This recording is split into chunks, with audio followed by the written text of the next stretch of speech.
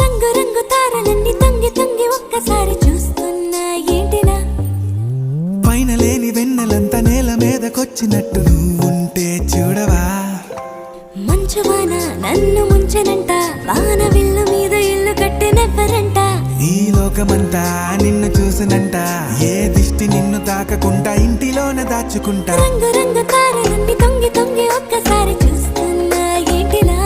ఆ పైన లేని వెన్నెలంతా నేల మీదకొచ్చినట్టు నువ్వుంటే